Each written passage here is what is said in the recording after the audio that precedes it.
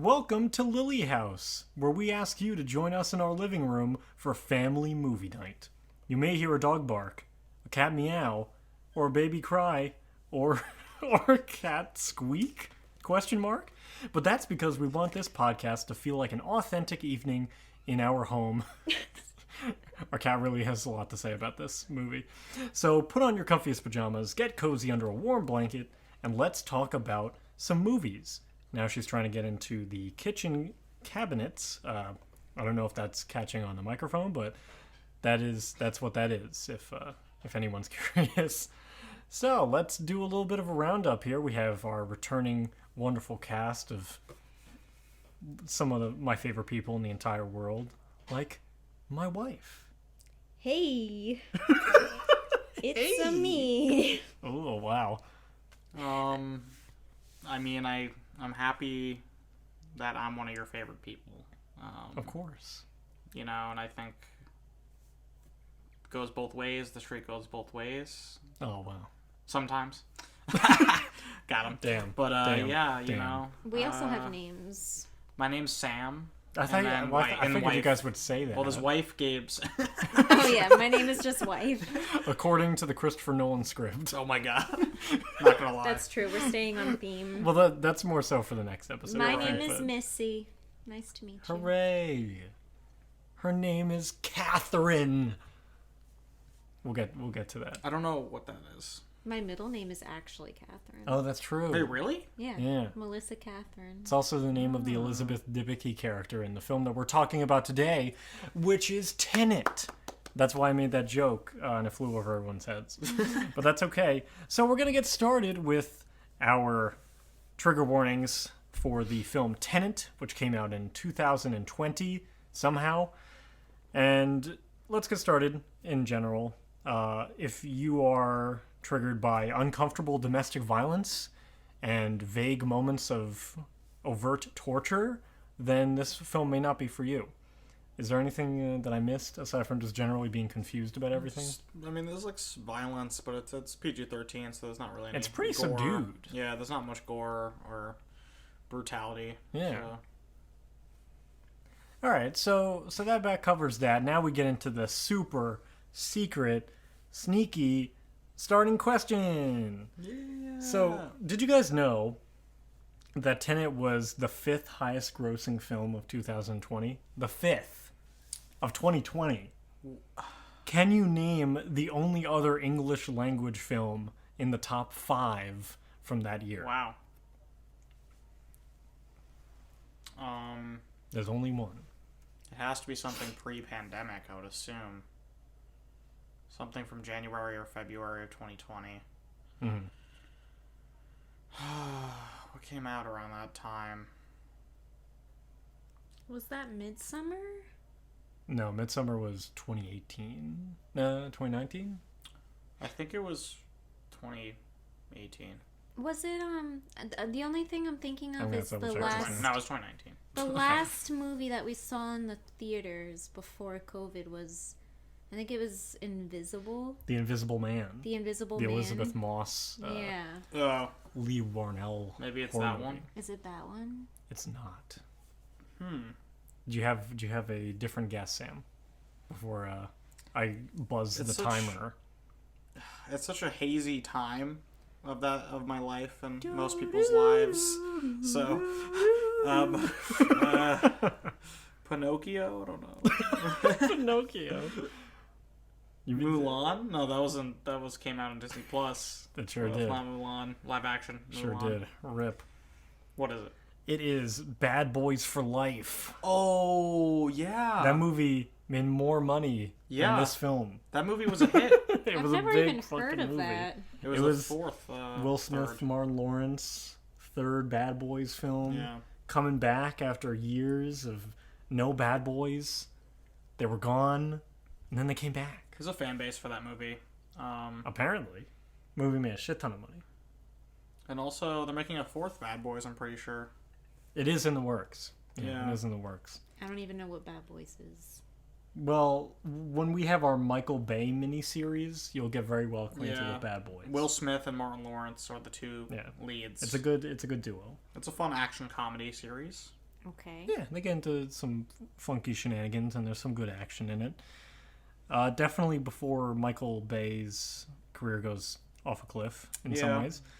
But that's not what we're talking about today. We're talking about the splendiferous Christopher Nolan, continuing our series. This is our third film out of 4 that we're going to be discussing in this roundup of movies, like we've been saying over and over again.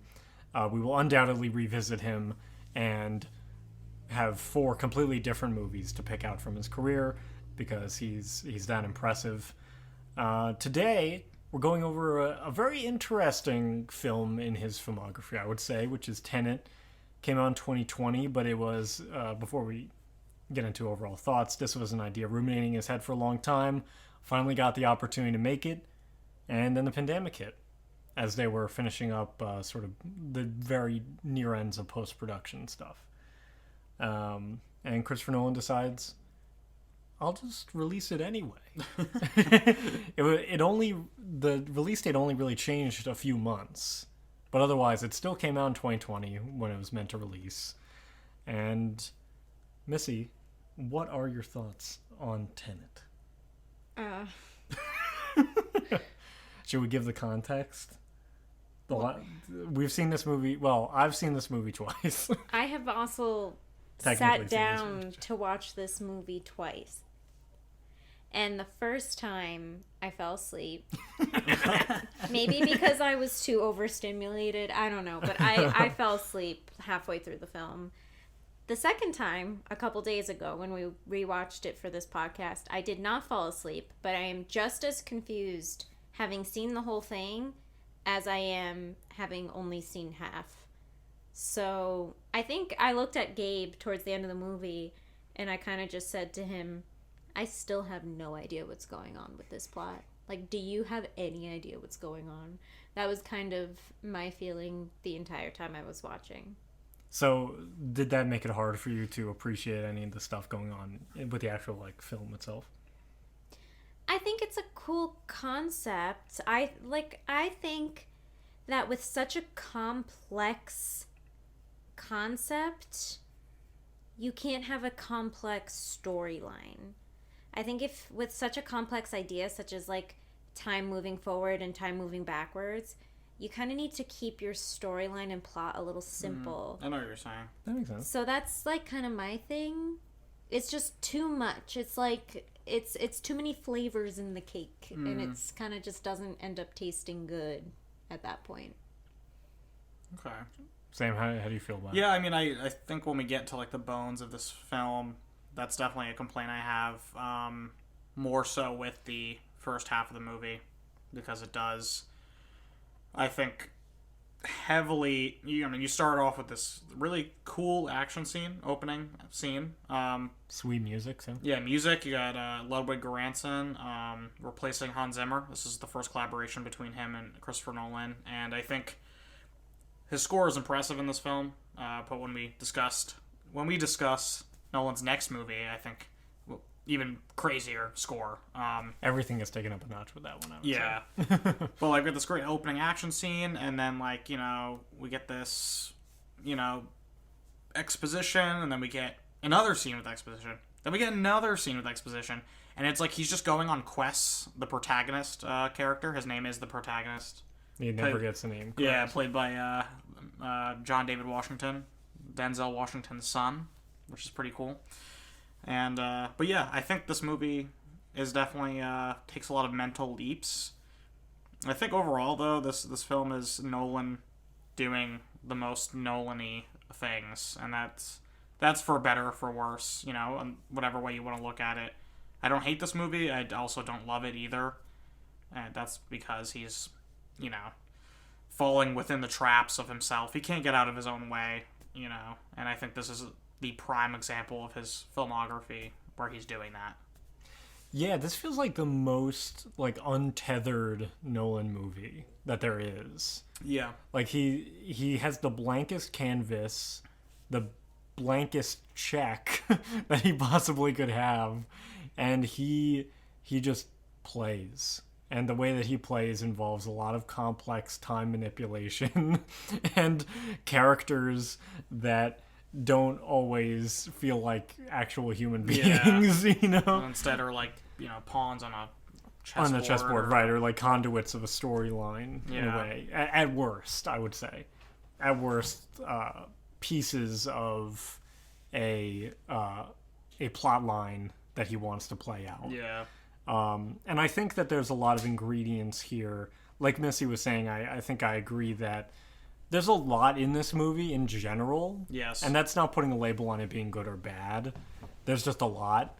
So inevitably there's going to be stuff that is really good and really impressive, and there's stuff that's just not. And I think it's going to be, as we go through this conversation, I think it's going to be pretty clear where the strengths of this movie are and where the strengths aren't. Yeah. And I think we talked about this a little bit with Interstellar because it wasn't as big of an issue in that movie, but here I think the sort of primary Nolan issues are on full display. Yes. Which is why I think it's one of his most like unhinged films. Which is what I think it makes it interesting because very. I remember seeing this movie. Obviously, it was the fall of 2020. I think September, October time frame. Did you see it in the theater? Yeah, so I was at college and we did a road trip, a couple of friends and I, and we like drove an hour to like Scranton, Pennsylvania area, and then we just went to the theater and saw this movie. And I was like, "Oh, I'm so excited to be in a movie theater!" Like, I wore masks. We wore masks and everything. There was really no one there too. It was I'm sure. pretty empty. I'm sure. But we were just so excited for a new Nolan movie, like just to see a movie. And I think, and then we came out and it was like this is the most Nolan-y movie. And like maybe we were expecting a more just like a great, fun, entertaining blockbuster, and instead we got like this very convoluted film that, yeah, I don't know. Yeah, I think it speaks a lot to this movie that the opening title screen is when the protagonist, named the protagonist, kills himself. Yeah, I think that's an interesting, which is a badass opening. I mean, it's a cool image for sure, and that whole torture sequence is really interesting, and I really have to take a moment to appreciate Hoyt van Hoytema's work in this movie, because I think given the confusingness of the story, it's a lot easier to forget how good this movie looks. Yeah. Just from like pure cinematography perspective. I agree. We'll get into even more stuff in the trivia and other things, but this is legitimately one of Nolan's better looking movies, especially in terms of like using real locations to their fullest extent. But we'll come back to that with some trivia and some other things that we have to talk about. I do want to, before we get into the sort of nitty gritty of the creation of this movie, I do want to bring up what you mentioned briefly, Sam, which is why this is the most Nolan-y movie that we've talked about so far. I kind of want to dig a little deeper into that. Okay. Because I think, this is a mini-series about Nolan. Yeah. It's not just that we're talking about his movies in isolation. We're talking about him as a filmmaker in a lot of ways. So what is it about this movie that feels like the most, like, basically like the most honest rendition of himself? I mean, the theme of many of Nolan's movies is time. I think we've talked about time pretty consistently throughout the series so far. I think Interstellar kind of throws time in your face in an obvious way. Oh, the for whole sure. relativity thing. Putting clocks in things? Yeah. Yeah, but this movie is just a different way of throwing time in our face, obviously. And for some reason, it feels more like a punch than Interstellar's gentle nudge. And I think that is the most Nolan-y thing about this movie. There was a little Nolan-y fun anecdote. Thank you. Antidote. I'm just losing my words because they're so complicated. Yeah, there's a fun little Nolan nudge in there. I guess this is a funny thing where he kind of goes forward in time a little bit and he talks about Oppenheimer. Yeah. You can really just see that the things in this movie is just like Nolan kind of becoming a little kid and putting everything that he thought was really cool into the movie. And that's a kind of fun way to, like, and I kind of wish that when we watched it a couple days ago that I went in with that in my head. Because it really is just Nolan having fun. Nolan playing in his toy chest. He's really just playing in his toy chest and kind of pulling out all of the stuff and just, like, being like, whatever, I don't care, I'm just gonna go full throttle. So that feels very Nolan-y to me, where all of the kind of things about him that you see in, like, little bits throughout his films is very loud in this one. Maybe too loud, but we can talk about that later. Is it too loud, Tim? Yeah, I mean, I agree. Well, the sound mix, if you're talking about the sound mixing, that's definitely one of the key issues with this film and other movies of his, but... Was especially this one. Yeah. Especially. Definitely the second viewing was helpful because of subtitles, especially the scene where they're driving that boat and they're talking exposition between Sator, the villain, played by Kenneth Branagh, and John David Washington, the protagonist, and I remember watching that scene in the theater, and I was like, "Wow!" Like they're talking important information, and I have no idea what they're saying. And I was you like, just hear an engine. Yeah, but yeah, to answer your question, Gabe, though, I think I basically echo what Missy said, and also I saw online that Nolan's a fan of James Bond. Oh. I was gonna get into this with the origins, yeah. And I feel like that parallel, I feel like he wanted to do like a fun spy movie, not only like do all this time manipulation stuff, which I think that is like him playing in his toy chest. He loves this concept. I definitely think that he knew this concept and he had all these action scenes planned out, and he was so excited about those action scenes, and he was like, I have to create characters now to make these action scenes make sense, like it's almost like he was just so, you could tell like what he was most excited about. Where other movies like Interstellar has a lot of heavy time stuff, but there's an emotional core to that film that I think he seemed as equally passionate about, and that's something that this movie is devoid of, in my opinion.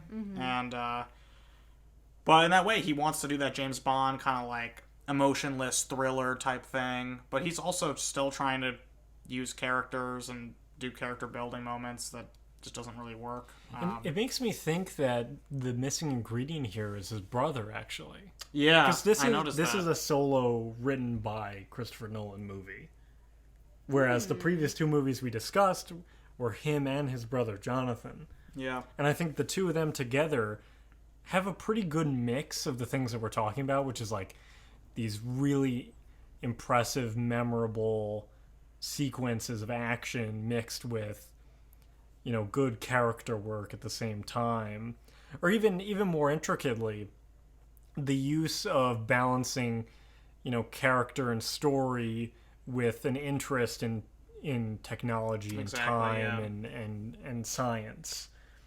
And I think the merging of those things work better in previous movies we discussed, and I wonder if that is partially because he wasn't writing alone. Yeah. But that's a good segue into it's a good segue into the way that this movie kind of incepts. So he is a big fan of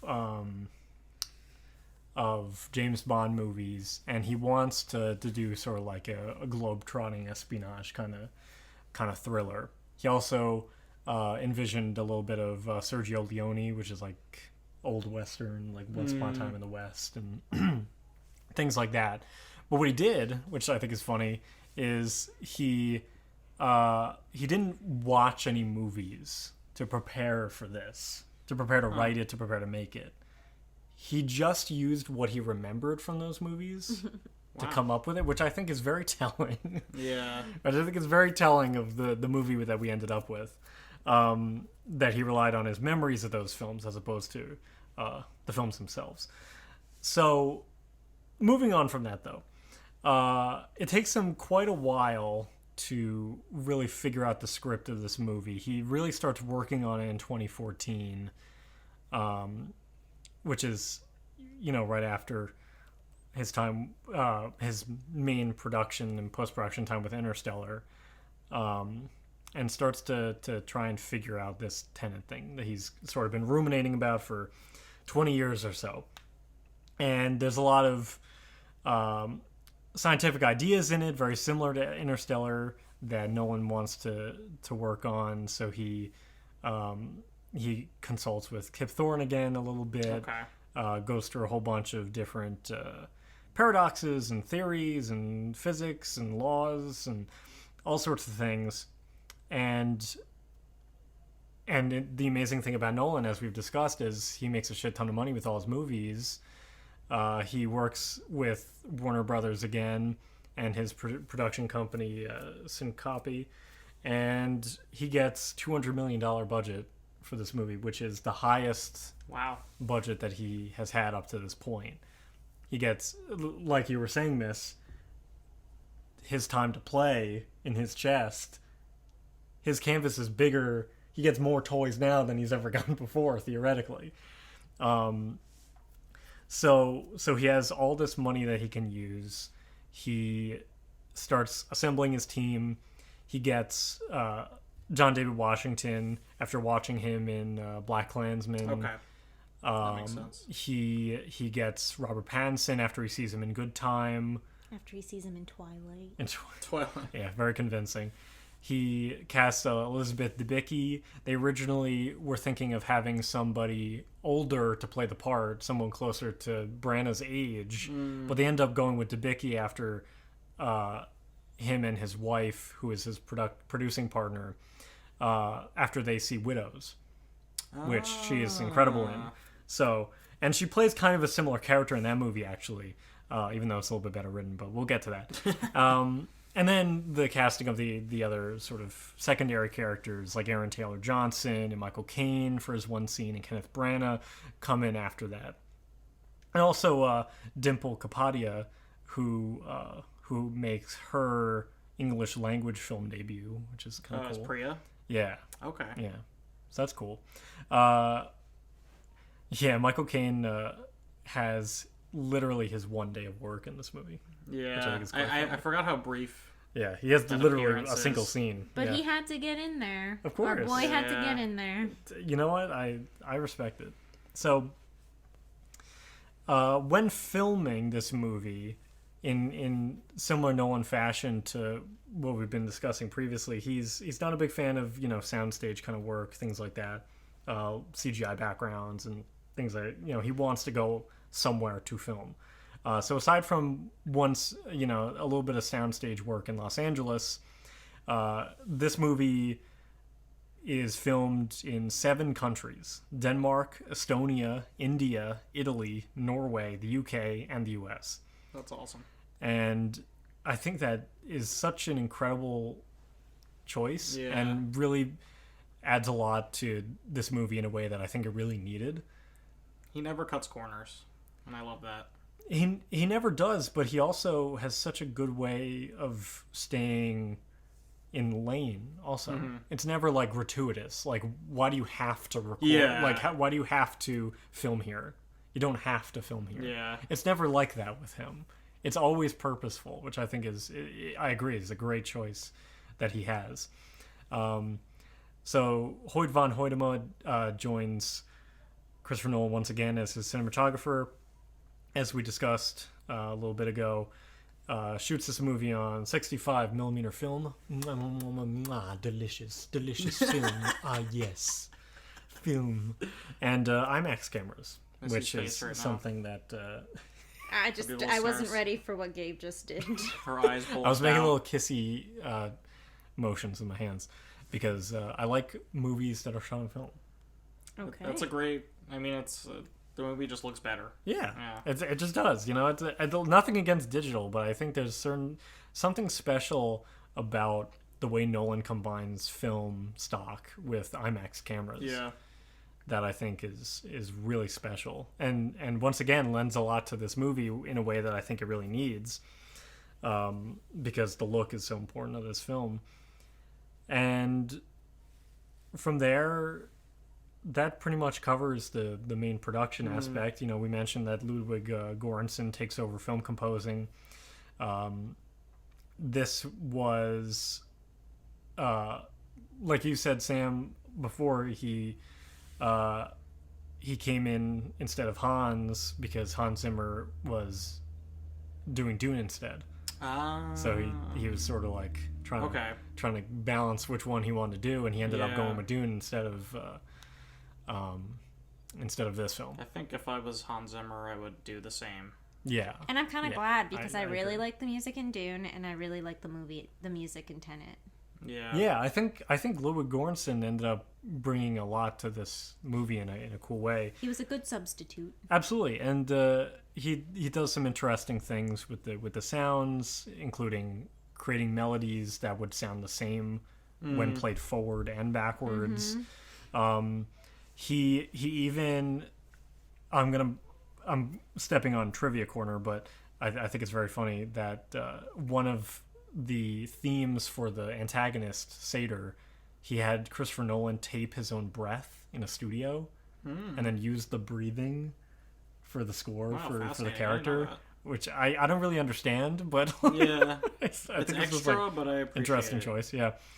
So there's also something about they were like, I think it was like 75 or 85% of the way done with the score, and then COVID hit, and there was still like choir work left to do with the score, so everyone had to record their bits at home and then send it in to Ludwig, which I think must have been so hard. Like, I can't even imagine that. Well, pre-COVID, that wasn't really... It's something that happened occasionally, but it's something that was mastered after COVID. And so many film composers just use that method now anyway. I believe it. But this was probably one of the first instances of it, so they probably were really scrambling at the time. Yeah, and I think even Dune 2 had the same situation, if I recall. Because I think there was a whole story after the trailer of Dune came out that they said, all the music from this trailer was done by people in their own houses. And everybody was like, whoa! Yeah. Yeah, something like that. So that's sort of the way that the movie was put together, which I think is honestly sounds great. Yeah. You know, when you take it in that way, like, sounds like a lot of great pieces, you know, to put together for a movie. Like, sign me up. You know, if this was coming out now and this was the lead up for it, I'd be like, oh shit, let's go. Day one. There was a lot of hype for this movie. I remember when the trailer had come out for Tenet, and I had no idea what it was about. Yeah, because if we put into perspective of the time, Tenet came out, you know, like we've been mentioning, Tenet came out in 2020. It was always supposed to come out in 2020. So before that was Dunkirk, which I think was still a pretty good high. Yeah. You know, didn't quite hit the same highs as Interstellar, but was still a very well appreciated and liked movie that we'll definitely discuss on the second round of talking about Nolan movies. Definitely. So there was still plenty of gas in the tank for Nolan coming into this one, and with the biggest budget he's ever had. I mean, like, you know, there's so much stuff here. So the movie was originally going to be released in July 17, 2020, which is sort of like the sweet spot that Nolan loves to release his movies in. July. He loves that mid-July release date. Yeah. Which is understandable, because that's for Dunkirk. And... Yeah. I think he did it for basically every movie he's ever made, more or less. Oppenheimer was, exactly. Well, and we'll get to that in the next podcast for sure. And, you know, because of COVID, they had to push it back to July 31st and then August 12th. And the movie did end up getting screened in places like Australia and South Korea in August. Showed up in certain cities in the U.S. on September 3rd, like Sammy must have found one of those select cities. It came out in China on September 4th, which is interesting. and that's what made it the first Hollywood sort of like major tentpole movie to launch in theaters after the global shutdown. And that was kind of where it stuck around until it hits HBO streaming, the following year in May. So there was a good amount of time that passed between when people were able to see this movie, except for Sam, of course. So that's sort of the way that it all came together. Now let's play the box office ballpark game, which is going to be weird for this movie. But so the budget was $20 million. I thought it was $200 million. $200 million. I'm sorry. I missed a zero. How so silly of me. We're talking about a Christopher Nolan film. How silly. Imagine it was $20 million. So we're going to talk about worldwide gross here. Over under. What are you thinking, Miss? $200 million budget. Oh, so I feel like I'm going to ask this every time, but total, not first weekend. We're talking global period. Global total. Yeah. The budget was $200 million. Correct. You guys can just blur it out whenever you have an answer. With COVID time, I would say 400, around there. 400 mil. Okay. That's being generous because it's COVID time. Yeah. Yeah, I was going to say, like, it probably paid for itself. I'll say, like, 200,000. Or, I'm sorry, 200 million. Okay. So made its end, basically. It made its money back. Yeah. But that's about it. Okay. So, Sam was actually still closer. Let's go. The film ended up making a little over $365 million. Okay. So you're actually higher. So wow. Miss, your sentiment's correct. And it's actually funny because the longer they had to push it back, the more expensive the movie became. So it actually ended up being more like $250 million as opposed to $200 million, which is still crazy. So they didn't make a lot off this. Yeah, I think if this was going to be Nolan's flop, I'm glad it was because of COVID and not because the movie was, like rejected by the populace. Because I think that. That's a pretty good number considering, like, the climate of movie theaters. 100%. Nowadays. Yeah. Like, that's not even bad, which is... Yeah. Just saying a lot. It's really not. Where, like, 90% of usual moviegoers felt too unsafe to go to the movies. That's still a lot of money. Yeah, and I think, I think enough can't be said of the impact that the Chinese market has on films of this level. And when you look at sort of breakdowns of the box office, it's clear that Asia is pulling 99% of that box office gross, Yeah. And it's also telling that almost every movie that's above Tenet and Bad Boys for Life in the top 5 of that year was a Chinese film, and then a anime film. Which I think is funny. Yeah. The number one highest grossing film of 2020 was a Demon Slayer. Oh, movie. I saw that Mugen Train. Yeah. Yeah. There you go.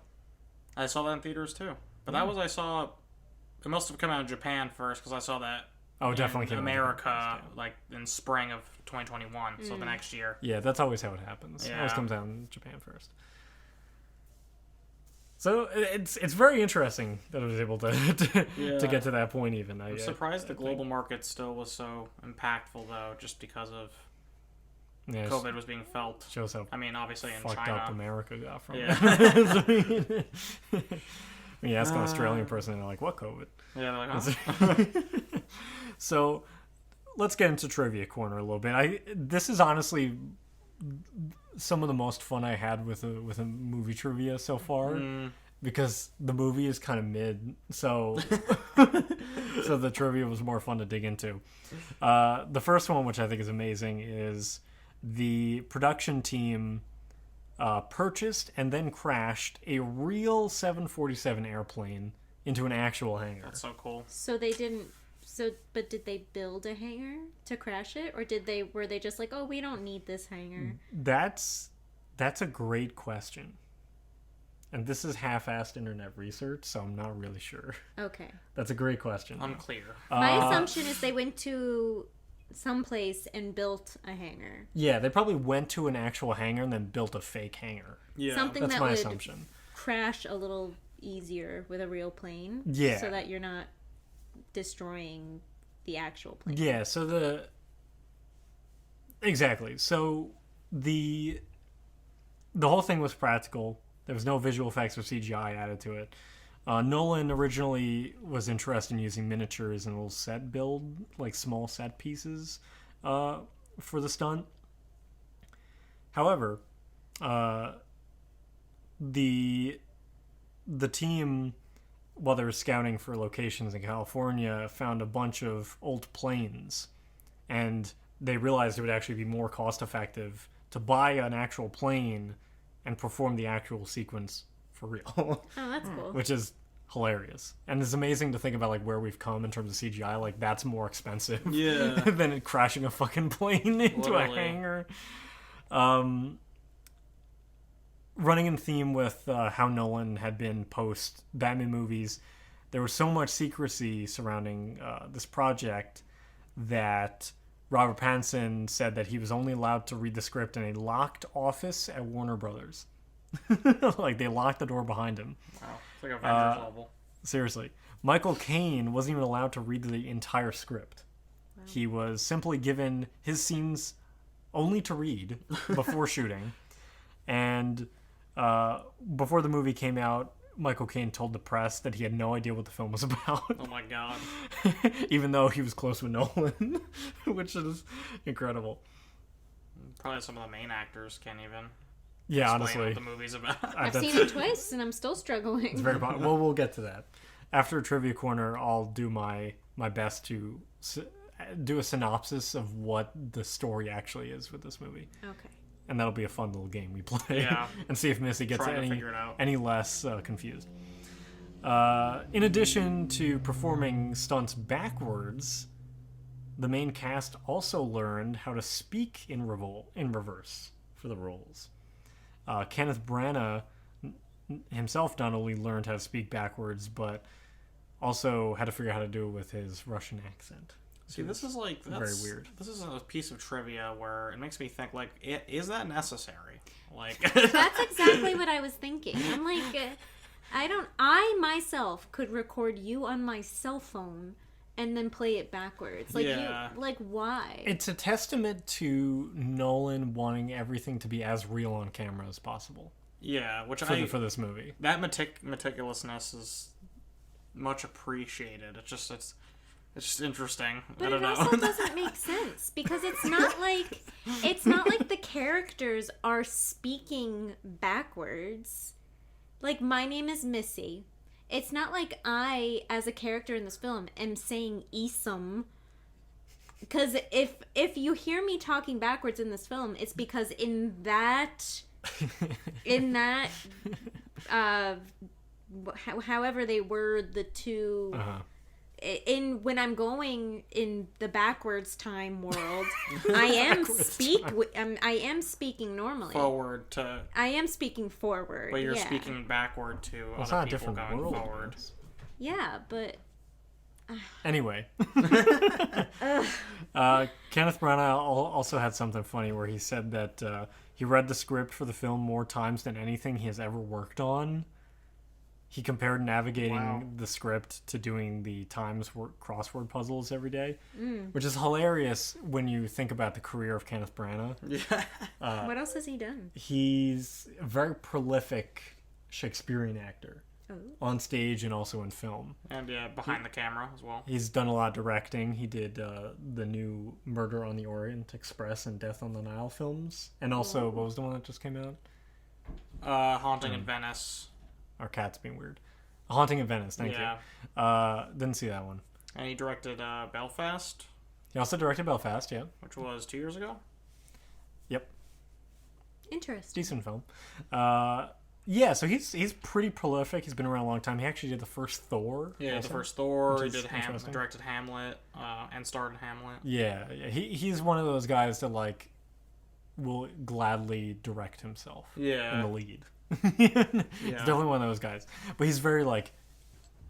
We discussed this previously. I forget who it was exactly on the pod, but an actor. Yeah, he's very like actor. Choose the scenery up. Like And I think that like this a bubble movie gum. we can talk about that more when we get to performances as well with this for sure. Going back to the sort of practical effects piece of this movie, there are no green screens used in this movie. Period. This includes even the inversion sequences where Christopher Nolan chose to shoot every scene twice, one time with the actors moving forward and once with them doing everything backwards. So once again, as much as they can get in that moment on the film is what I think he was most interested in doing. Our cat's about to start yelling. I think he's got zoomies. There it goes. Same Riku. Same. I mean, he's also confused by the. He's also the seen it choice. twice now. That's true. He was also with us the first time. That's a good point. In terms of visual effects, generally, there's only about 280 shots, which sounds like a lot, but that's actually less than most romantic comedies that come out right now. Oh my god. For more context, for Nolan films, The Dark Knight had 650, Dark Knight Rises had 450, Inception had around 500, and Dunkirk had around 429 or so. So it's lower than even something like Dunkirk, which is pretty crazy. We talked about Ludwig Göransson being interested in using Christopher Nolan's breath for some reason. So that was a piece of trivia. That's real. The last one was about Elizabeth Debicki, who I mentioned. They initially wrote the role as an older woman, but were struck by her performance in Widows and decided they want to use her. Okay. And there's a lot in more trivia about how they wanted to take advantage of her height. So they gave her heels and a lot of like sharp dresses to accentuate her height as opposed to hide it. Mm-hmm. She probably loved that because she probably struggles with being a taller woman in Hollywood. Absolutely. And I think this movie is a great use of her in a way where it's like, who gives a shit? Yeah. Like who actually cares if this woman is tall? Doesn't matter. Like it has nothing to do with the story. Well, it gave her a little bit more than just being a damsel. It does. It gives a certain physicality, and it also, I think that this character in general is pretty decent. It's definitely not.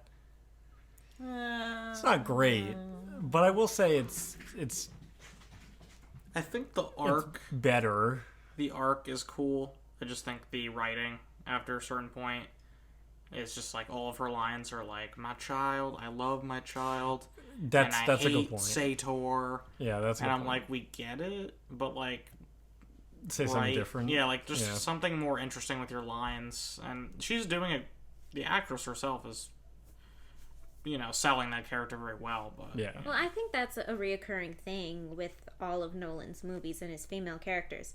He picks great actresses to play these roles. Yeah. The actresses are doing really well with what they are being given. The little that they are received. Yeah. Like, if these actresses were actually given, like, well-written parts, they would steal the movie, probably. But because these really talented people are given not so great things, it makes it okay, but not anywhere where it could be if they actually had good material. Yeah. I think that's a fantastic point that we'll definitely be coming back to with our last episode, and on the second round we'll definitely be delving more into as well. In fact, in Dunkirk, he just basically gave up on having women in his movie, Yeah. which I think is hilarious. It really is not. He's like, this isn't working for me. He's definitely I mean, that's a pattern where a lot of most of his movies are like compelling lead male characters. Bruce Wayne, Coop, Matthew McConaughey's character. The Prestige is 2 lead males. Guy Pearce in Memento. Guy Pearce, yeah, and then obviously Oppenheimer we'll be discussing. which, is a little more nuanced because of all that's going on in that. But this film is interesting because there isn't a compelling, like, lead main character with an emotional arc. He is a blank canvas type of character, and the emotional arc is given to the female lead, you could say, or maybe supporting. I don't know what you guys would classify her as. Supporting, sure. Yeah, for sure. So it's interesting though, but because of he's kind of inept with female character writing, that giving all of that emotion to her character hurts the movie. And yeah, I agree. And we can get into that more when we discuss performances. But before we get into that, I'm going to try my best to explain off the top of my head synopsis. I didn't write this down because I thought it'd be funnier if I just did it off the cuff to see what happens. What if this confuses me more? And that's even funnier. Okay. So here's what the movie is. here's what happens. So we're gonna start in the future, like in the distant future, because the child of Elizabeth Debicki's character is the Robert Pattinson character. Is that true? That's the kid. Yeah. Wait, what?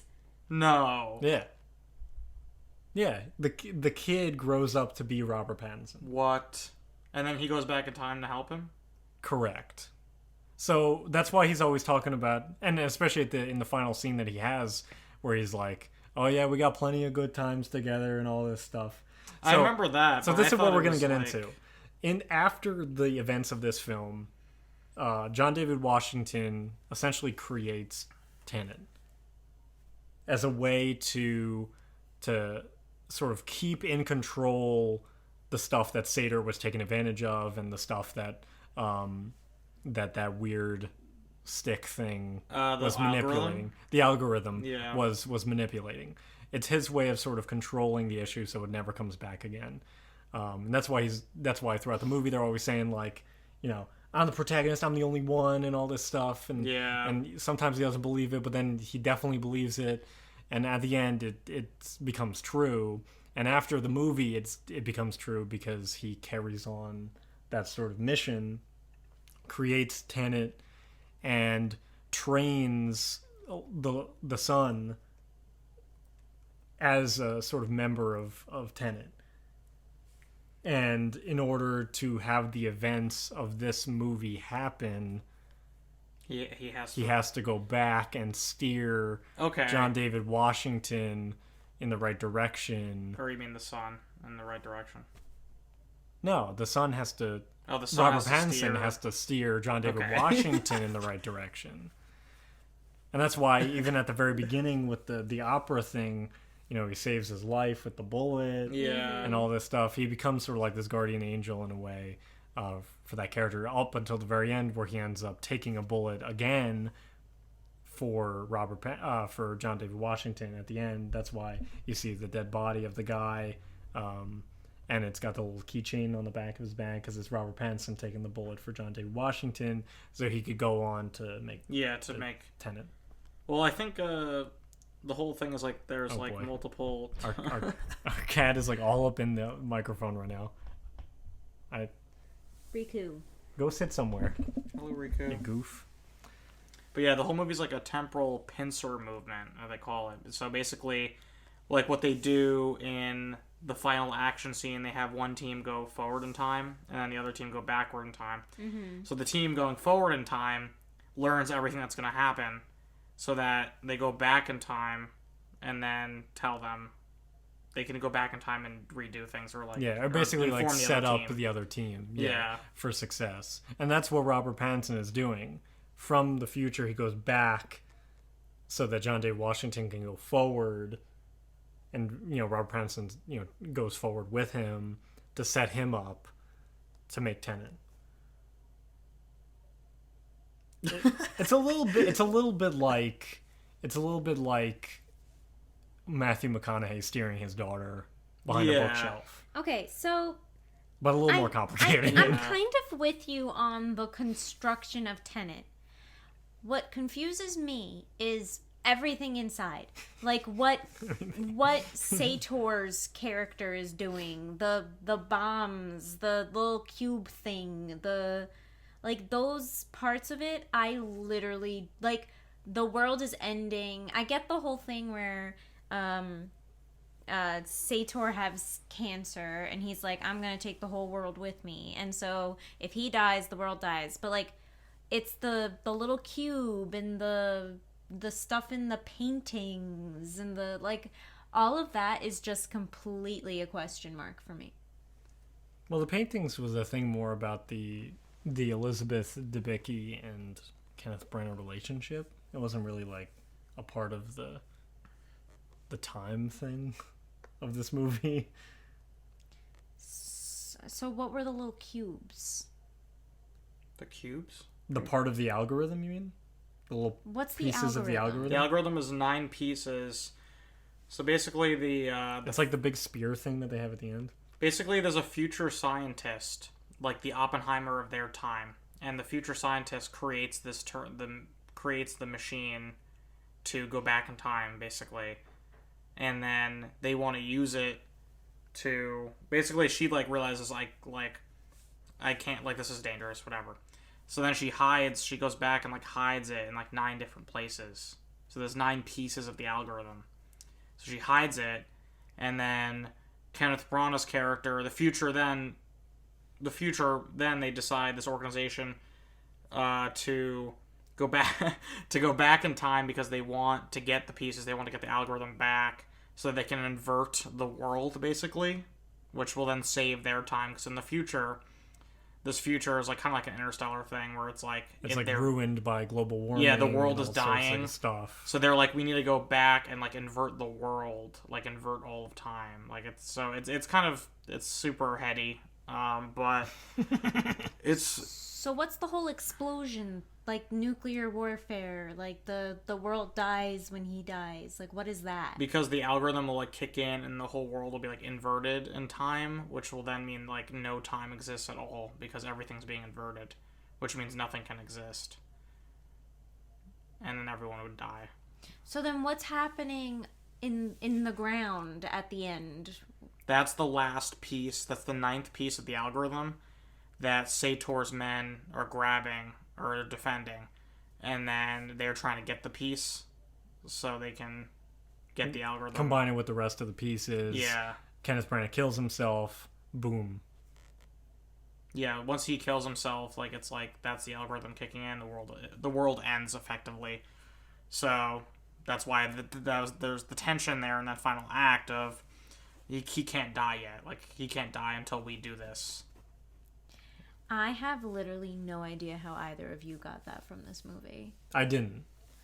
I got it from videos afterwards. I got some things during the movie, but some of it I was just online reading afterward. But But is that an effective movie if you have to do like all this research after? Oh no! This is not a way of justifying that the movie's better. yeah, Like, We're just trying to understand. yeah, I just thought it'd be a funny segment for me to attempt to explain it based on what I've learned through random videos. also on the this internet. future organization or whatever, they like pick Sator to like do this. Like they pick him because Right. he was there during that But explosion. he goes against them and uses it for his own reasons. No, he's using it for No, them. he's using it for them because he's dying and He's dying, so he there's like no sees it. point. He sees it as like, oh, well, I'm dying. Like the world. He's dying will die. anyway, you know.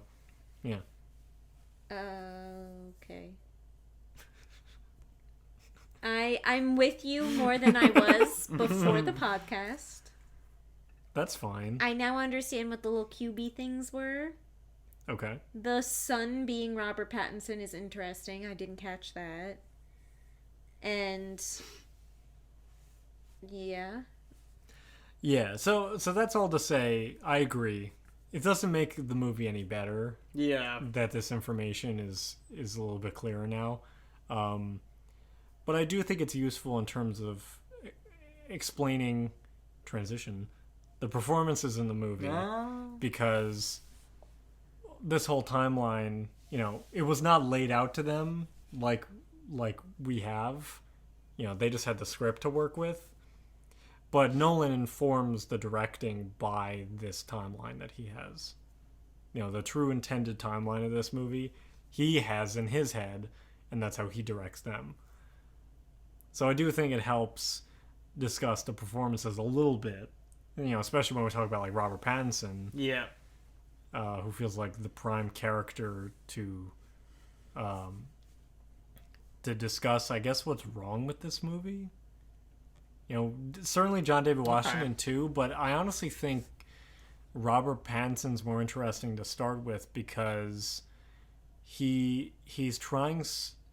It feels like a charismatic performance that's trying so hard to be charismatic, but is so limited by what he's given that he just can't quite get there. Mm-hmm.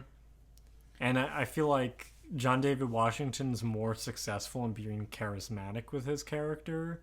But I actually disagree. Pattinson is like, too. poor guy's like chained.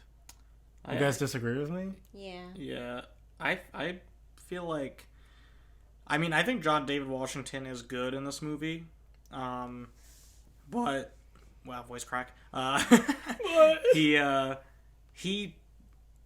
big thing with Nolan actors in general, though, is that, you know, they have to deliver lines of exposition. This movie has an extreme amount of exposition. Absurd. And John David Washington at points, like, looks like he's, like, dull, his manner of, like, speaking is very dull, and he's reading off a textbook. Like, when he's talking to Michael Caine, and Michael Caine's like, do you know about this? And then John David Washington is like, oh yeah, it's this, that happened with this, that happened with that. And I was like, oh my god. And, like, Pattinson also has scenes like that, but I think Pattinson just does it better. He just somehow kind of makes it more interesting. And I think Pattinson has this kind of, like, bro thing going on with John David Washington that I found, like, fun, where John David Washington is given, like, the fun, like, corny lines. Like, oh, I ordered my hot sauce an hour ago, and then he, like, punches the guy. That was his improvised line. Was that improvised? Yeah. Like, those were fun. Yeah, well, that's what I'm talking about, is, like, Robert Pattinson doesn't get the same amount of, like, weighty, annoying exposition that John David Washington does. That's true. But when John David Washington gets the chance to just be his version of Bond, I think he does a good job with it. And there's so little of it. Right, well, that's the problem. And sometimes it does feel... That's the problem. Like, I like the hot sauce line. I love hot sauce, but I don't know. I was like, this is cool. Like, I'm glad he's doing this, but, like, it feels like they're trying very hard to be like, oh, like, we just had all this information, now let's, like, have him do, like, a charming action scene, like, charming one-liner action scene. And I was like, I feel like I could see the effort, and I was like, eh. I wish the movie was more like that. Yeah, that would be more... It gets so bogged down by... Straight up just entertaining. It gets so bogged down by the sort of conceit of it that I feel like there's something under the surface that could be just a fun espionage, globe-trotting adventure movie with John David Washington being this charismatic dude. I don't find the protagonist to be very charismatic at all. I didn't think the charismatic lines felt well placed whatsoever. To me, John David Washington's character is very robotic.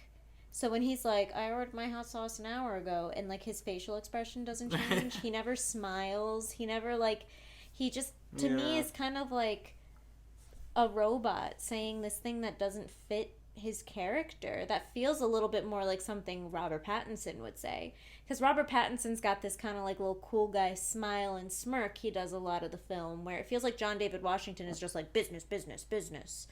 So, like, I don't know. To me, Robert Pattinson's character had more of, like, a soul.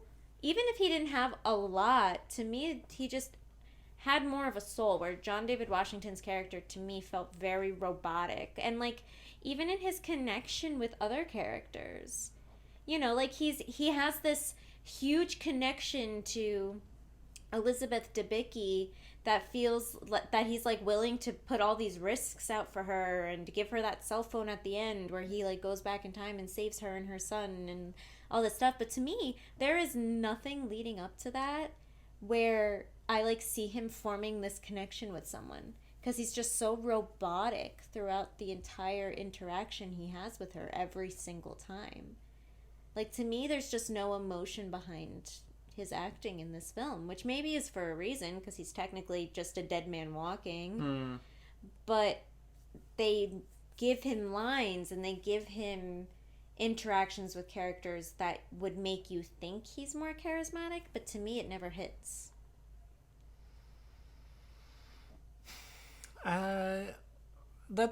That's a fair way to look at it. I mean, Yeah. it's so tough because we're talking about a guy whose only name is the protagonist. So I think it's very understandable to say that this guy is nothing. Well, and I think that's because he's dead. He's not supposed to be who he is anymore. And even before he died, I don't even think he was supposed to be anyone in particular.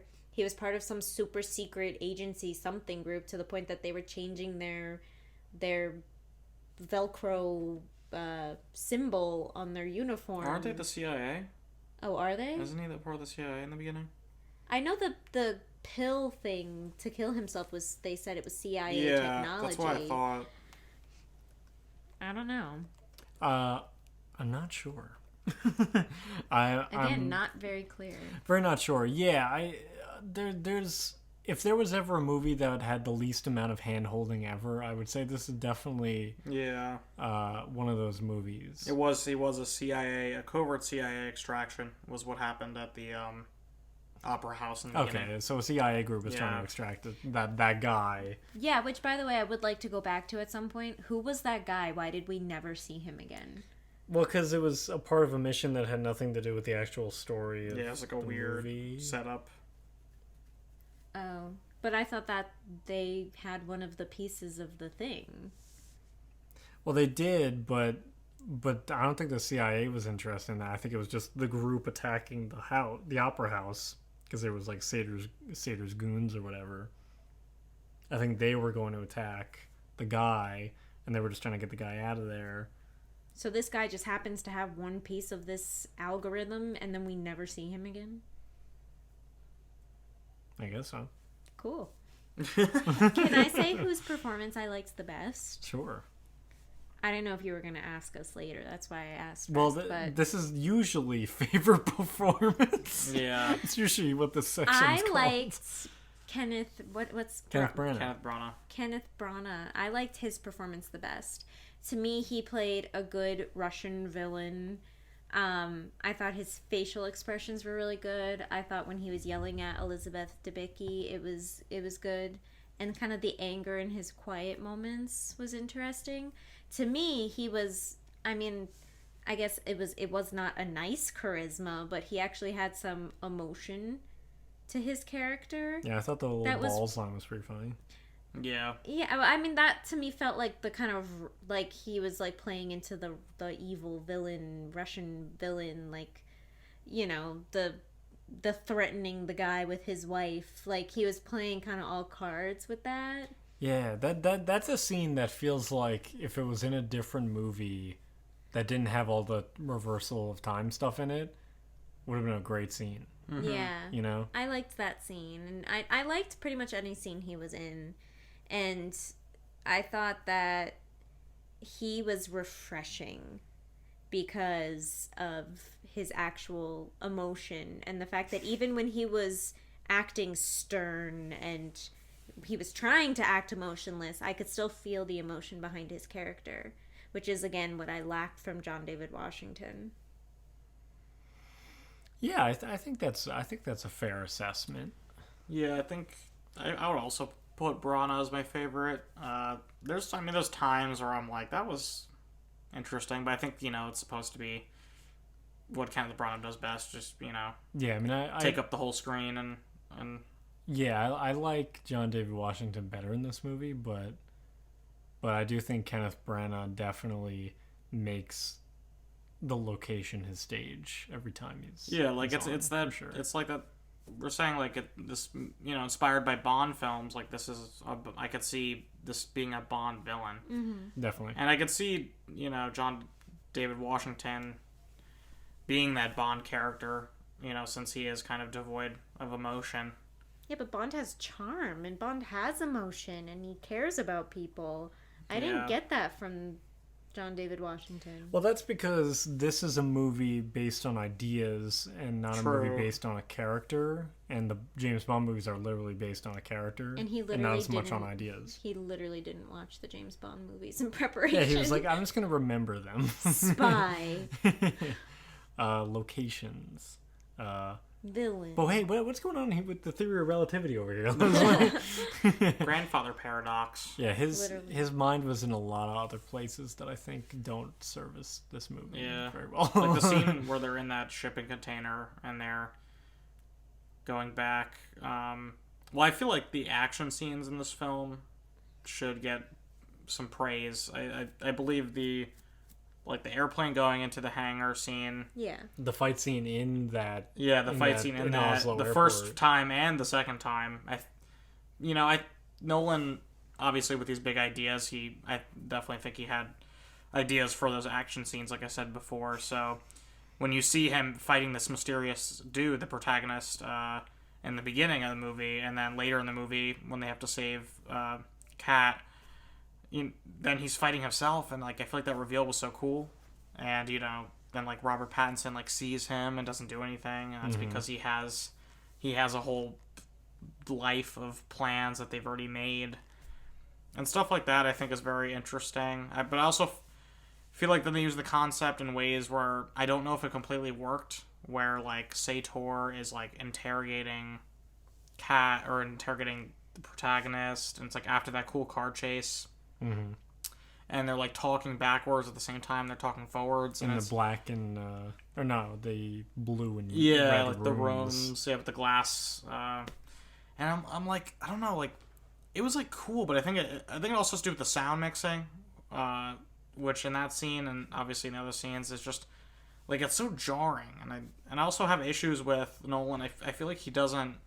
This is kind of nitpicky, but like his punches, when characters punch each other, sometimes like it's not like traditionally the way like you hear punches in films. It's not a bad thing. So the but- sound effect of the punch. Yeah, which he did in Dark Knight Rises as well, with that Bane Batman scene where Batman's like back breaks.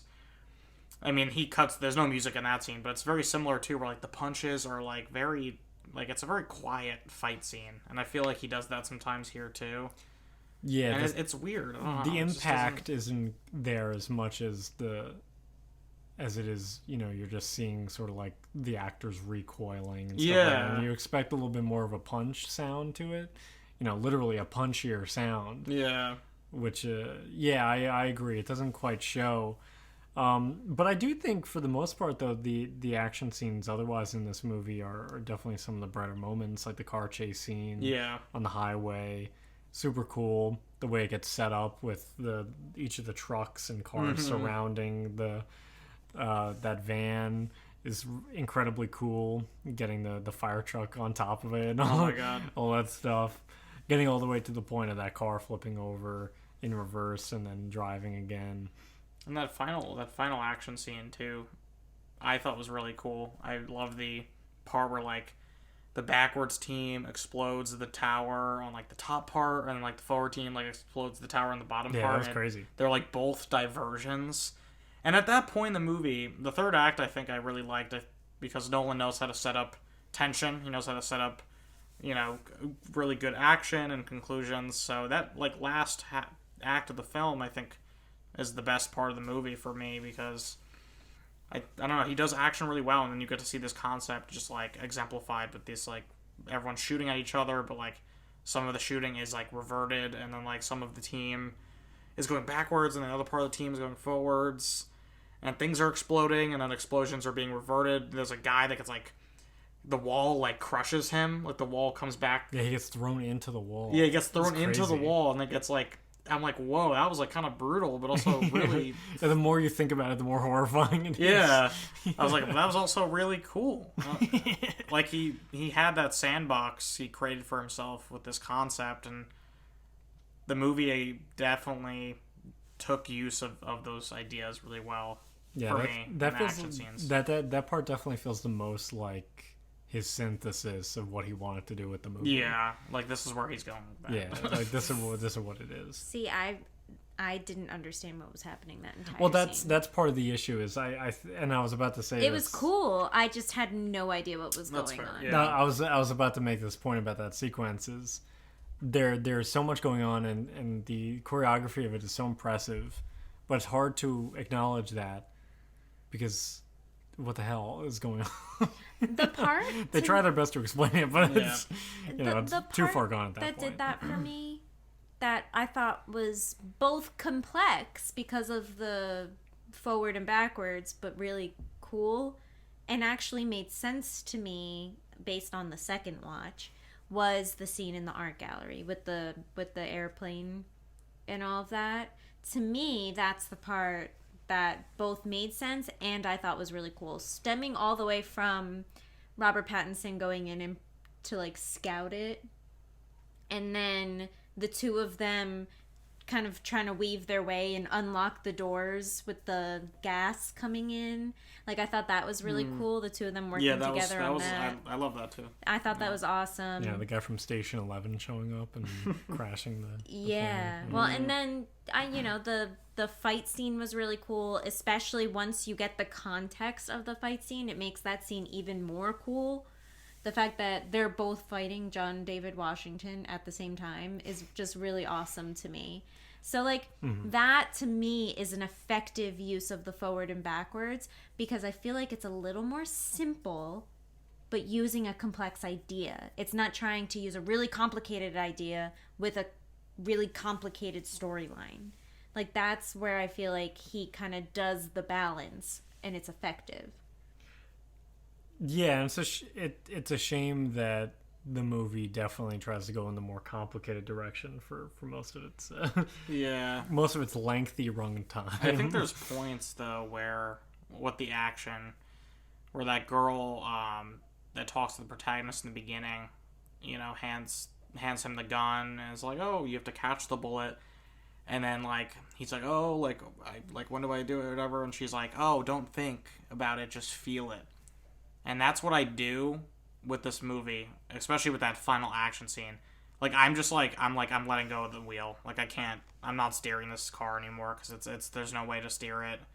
And There's I'm no not. point. Yeah, I was like, there's no point, and I'm just gonna let myself give into the movie, and that way I actually enjoyed it more with that mindset. But there's points, I think that's why I think the first half is weaker, because the first half is like overstimulating you with with information, and you not emotion, the opposite. Yeah, not emotion. And it's kind of just lots of he has to go here, then he has to go there, and it's like, and they're explaining like so much information. Like there's like the thing with the artwork too, like the forged artwork, and that's like has to do with Sator, and I was like, there's just so much going on. Even with subtitles, I was like, do I have to rewind this movie right now? Yeah, the whole artwork thing. Yeah. The gallery scene was cool, but Yeah. I didn't understand why they were even in the gallery. Yeah. Like, I just... Yeah, so that brings up a good point, Sam, actually, is thinking back to that initial scene where he's kind of learning about how the reverse entropy works with these items. And she has that line where it's like, don't think, feel. I think I literally said to Missy this time that while we watched it, like, thanks, Nolan. Yeah, like that's him saying. That's him saying it to the audience, but I don't think he realizes like just how weird this movie is. You know, like I could see how in a script it would be like a funny winking thing. Yeah. You know, where it's like, I don't think about it too hard, just read it as is and go from there. On a script level, that probably works, but on a movie level, when it's all put together I with agree. every piece placed where it needs to be, it's too much. Yeah. You know, so you can't help but think at the same time you're trying to feel. You know, That's the thing. That's what Yeah. he doesn't realize. and that's why I think the real crutch of this movie is.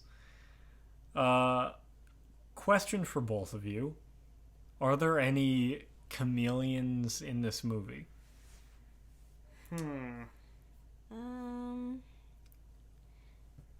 I mean, maybe Kenneth Branagh?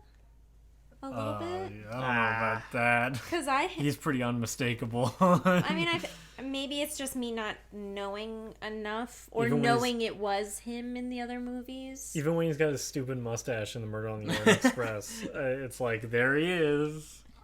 I mean, I'd say Pattinson at this point in his career is a lot more chameleon than he is movie star. Yeah, I agree with that.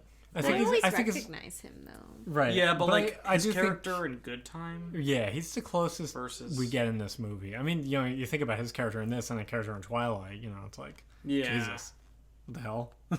I didn't see Good Time.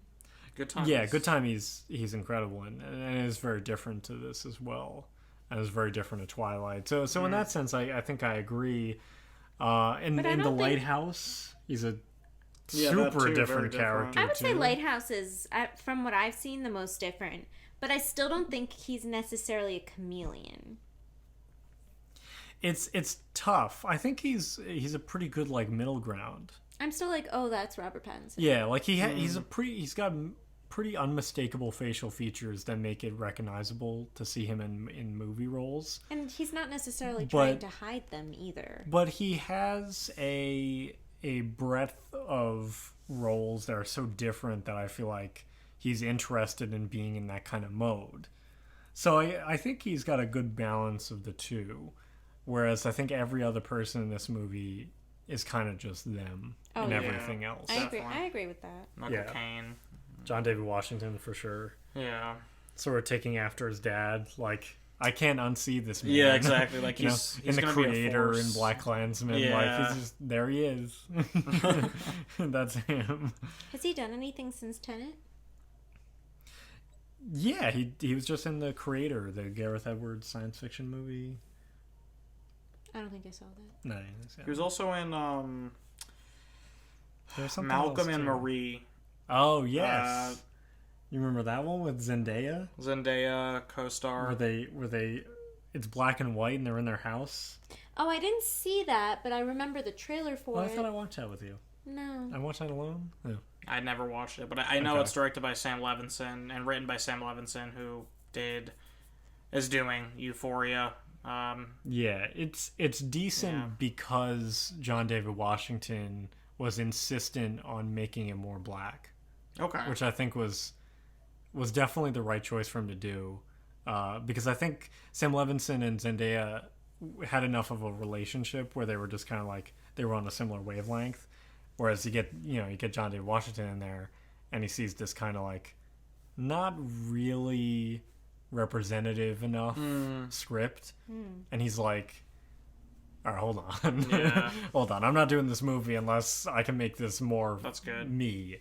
And I think the movie was better for it. It's not that great, like it's decent, and it is literally just the two of them. That movie, it's a very COVID movie in that way, but for what it is, I think the two of them do a good job. So it's a better movie in that way. Well, I know another John David Washington movie since Tenet that's come out that most people could say is not a better movie, and that's Amsterdam. David O. Russell. Oh God, He was in that?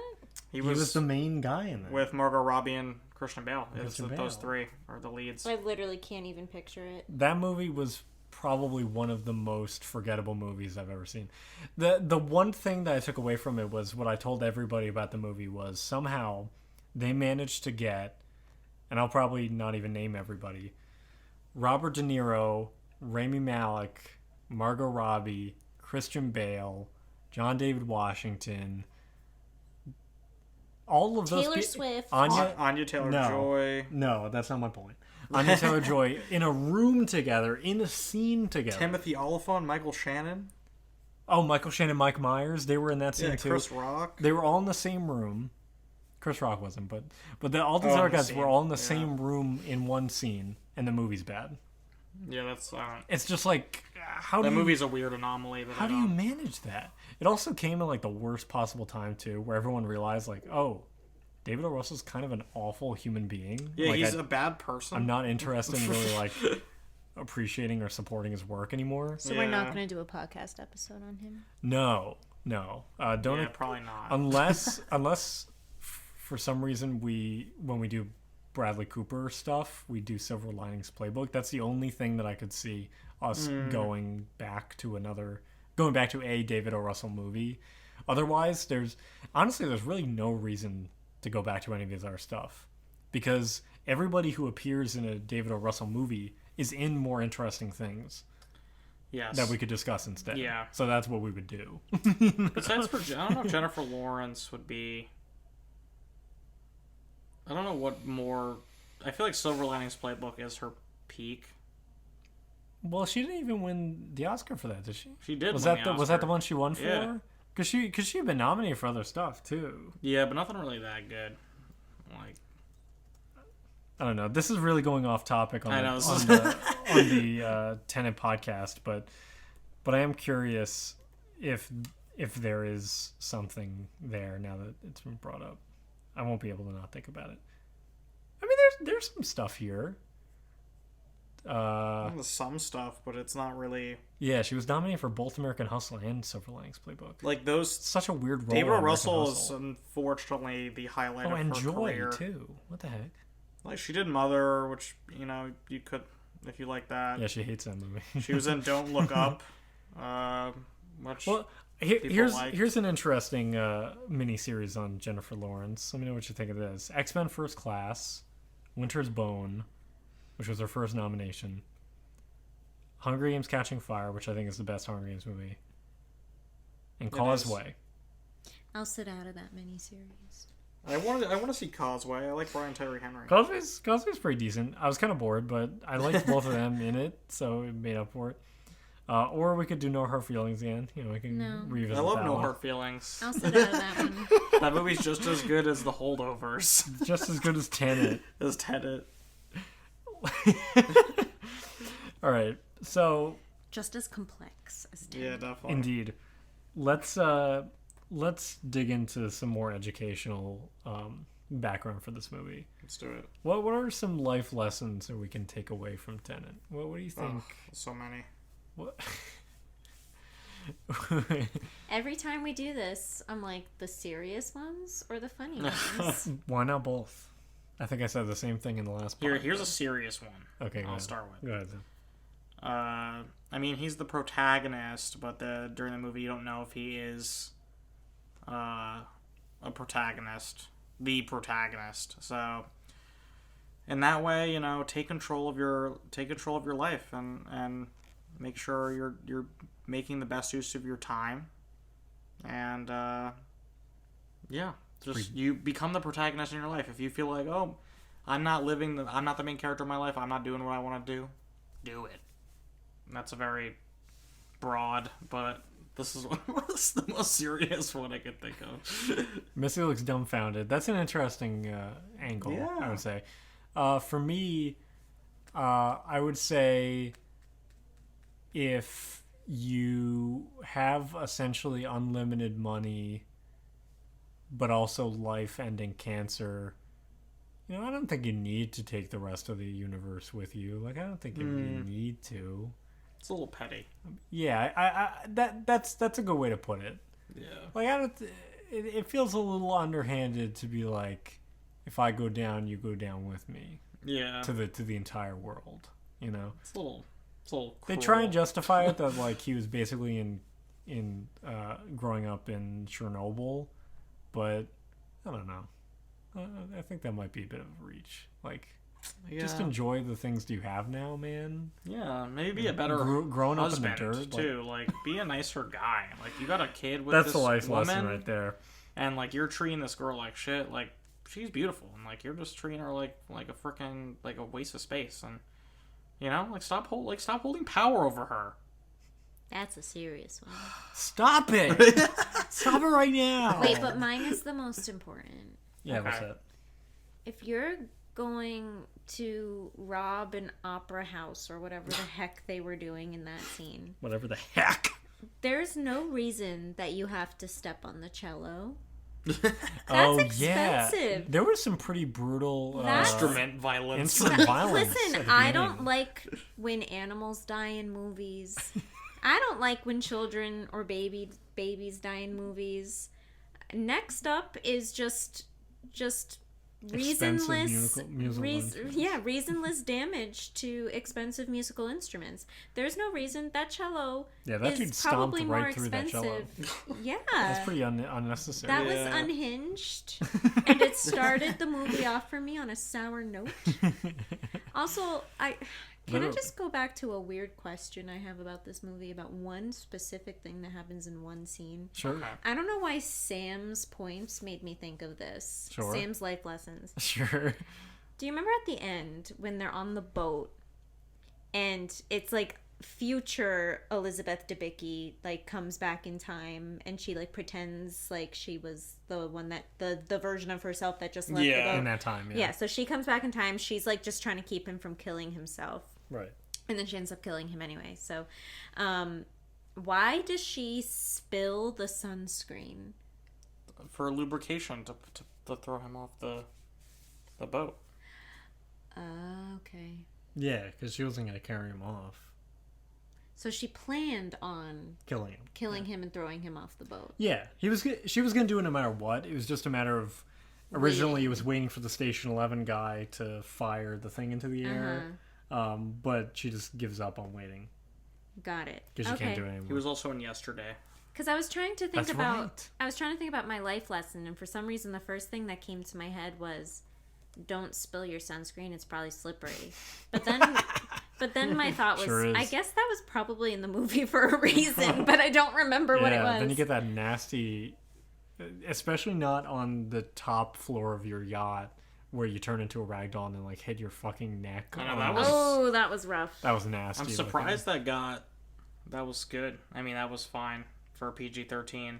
I don't know. I mean, there's no blood or anything. but Yeah, I was like, wow. Like, he just got, like, It's rocked. a pretty subtle sound too. It's kind of like a metal clang. Yeah. It but just the looked way really it looks, crazy. the Yeah. ragdoll effects of it was like pretty well done. It was So very it's kinda White like, Lotus. Oh, White Lotus season 2. Very White Lotus season 2. spoilers, guys. But Come on. I guess okay. So my first life lesson is don't break musical instruments for no reason, and then my second life lesson is still be careful of spilt sunscreen. On the top Yeah. floor Of your yacht. Yeah, I agree. yeah. I agree with that. Yeah. Absolutely. Well, viewers, I hope you've taken away some life lessons with us on this film because we've certainly learned a lot.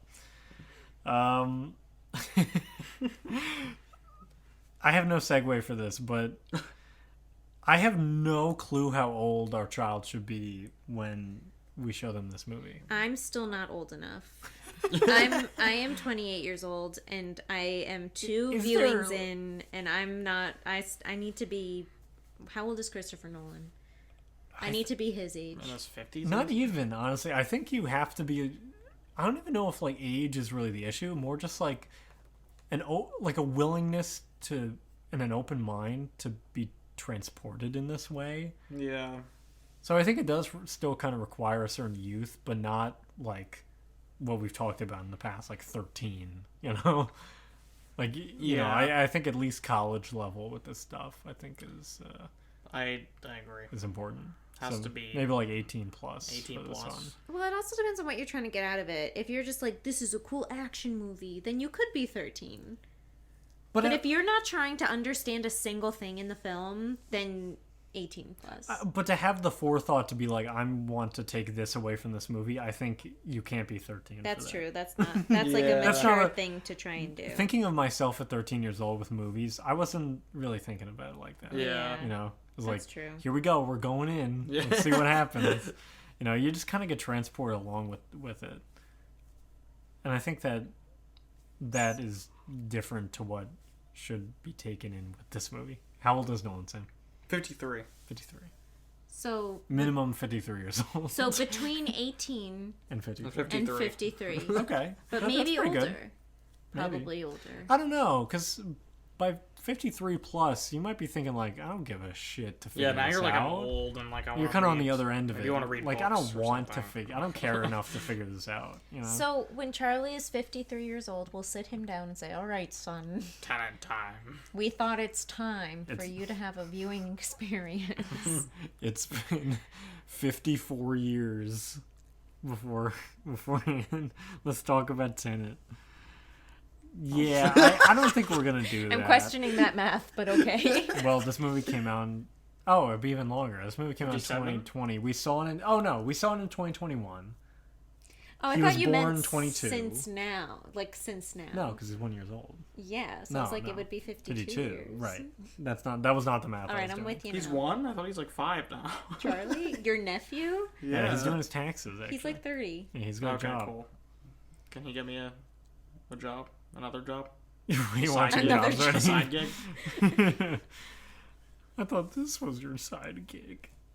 No, this is not. You're not paying him. I certainly Where's am my not. check?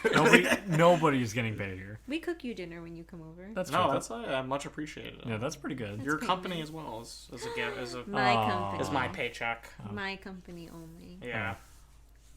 Okay. Anyway. Sorry.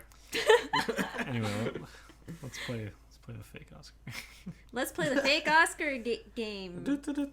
So this movie was actually kind of similar to Interstellar. It didn't have the same amount of nominations. It had one less nomination, but it still won for visual effects, which is interesting. Since there wasn't any green screen.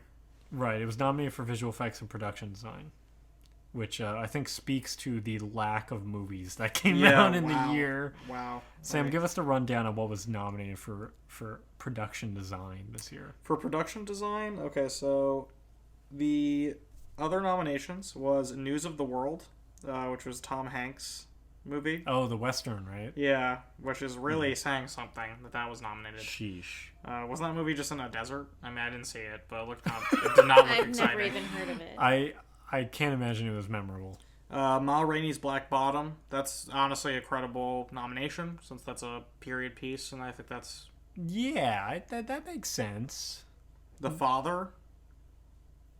Oh, see that probably should have won. Is that Yeah.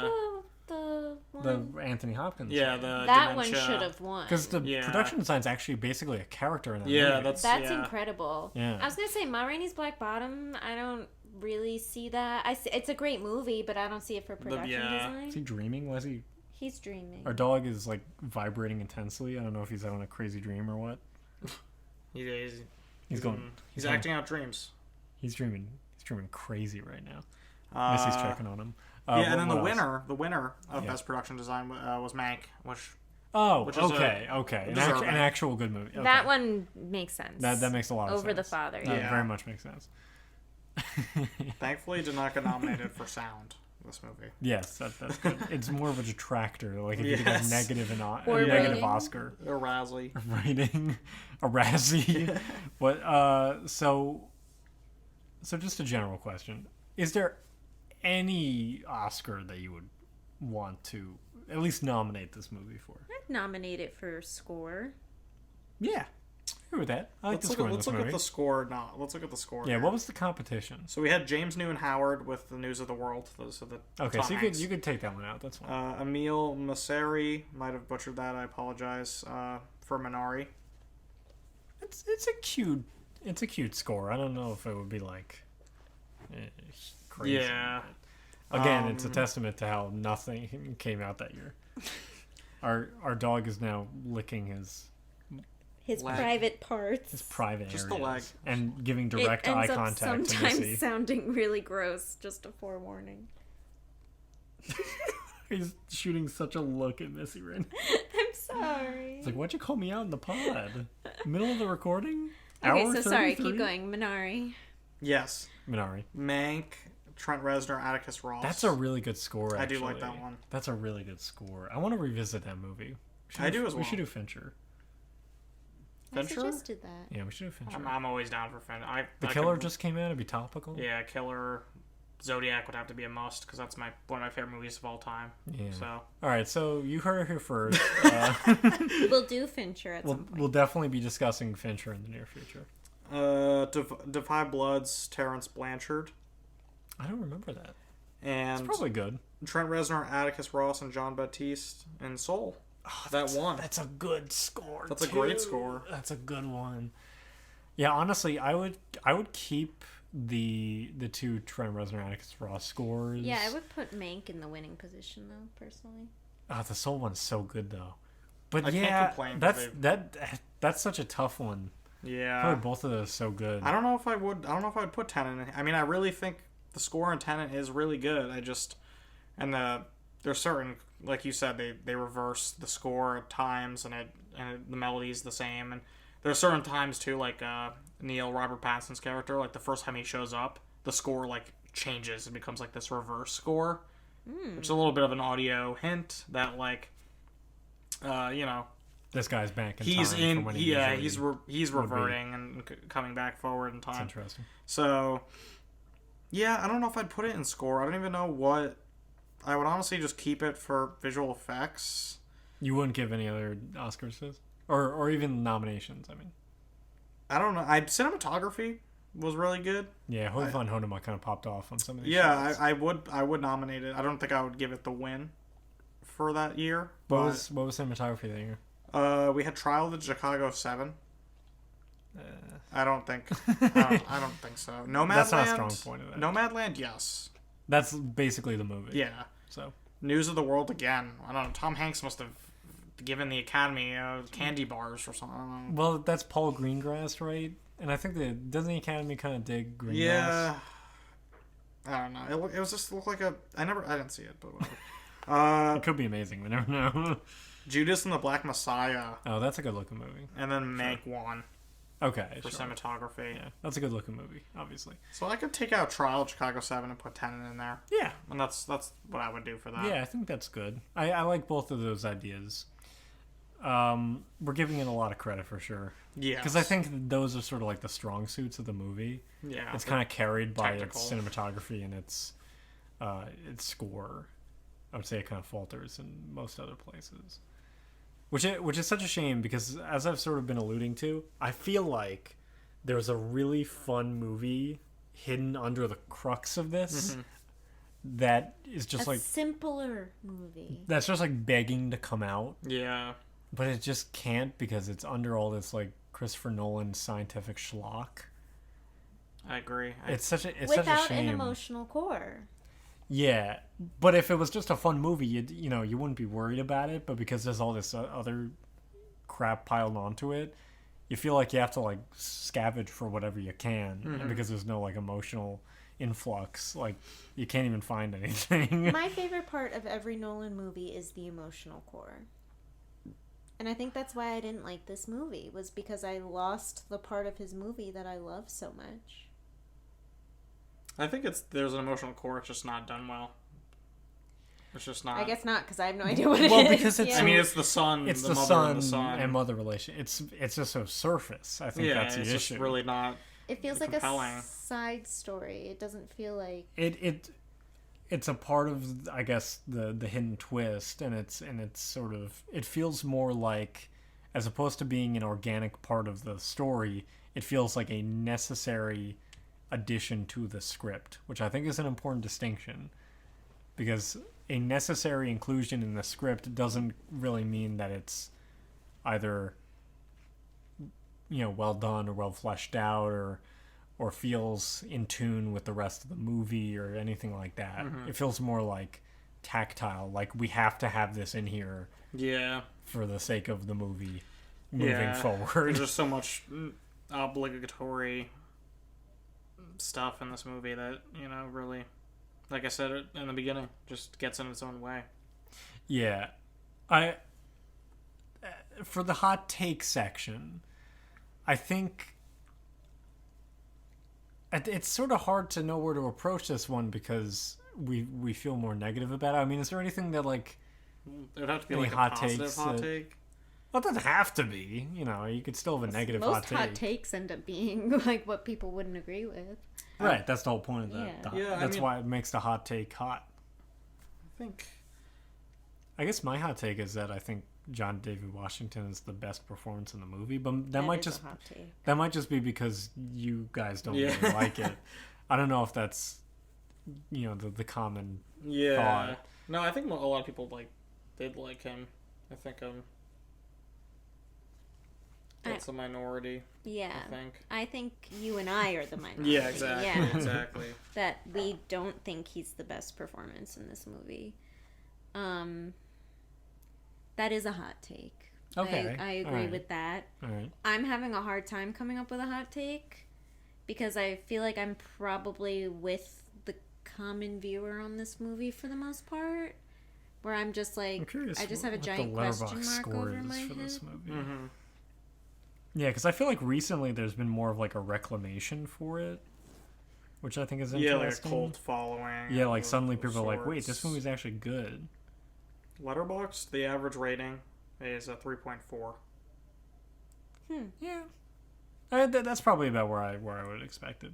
You know, the reviews on people that I follow really do run the gamut. You know, there's a couple 4.5s. There's like 4.5s, 3.5s, 3s, 2.5s, 2s. I'd go 3. That's where I'm at as well. I'm at a 3 I'm at a 3. as Yeah, well. so we're in a consensus. Your girlfriend gave it a 4. Yeah, Liv really liked the movie. This is a true test to see She if also- Liv listens to the podcast. She also, what's it called? I remember she told me after she saw it, and she was like, that wasn't that confusing at all. And I'm like, you must have watched something after this. But I was like, how was that not?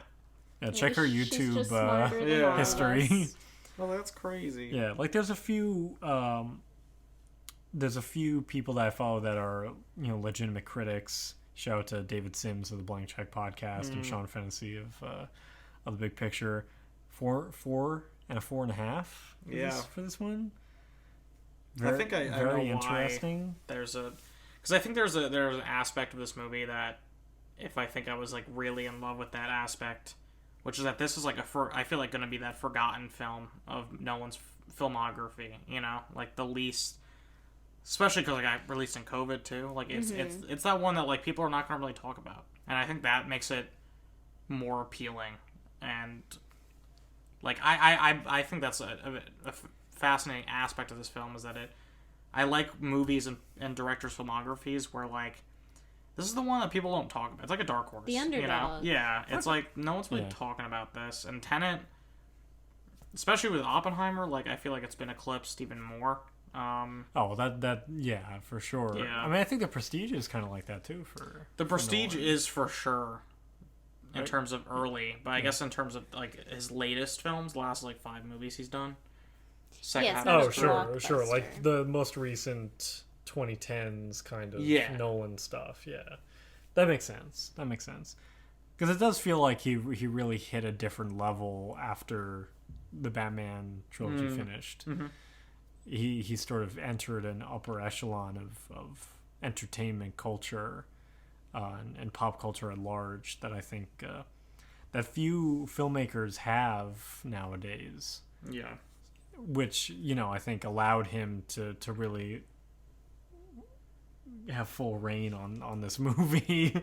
Was, you know, as we've discussed in the past, all the success he's had and the relationship that he was able to put together with Warner Brothers, you know, can't be understated as well. It'll be something we talk about a lot next week when we talk about Oppenheimer.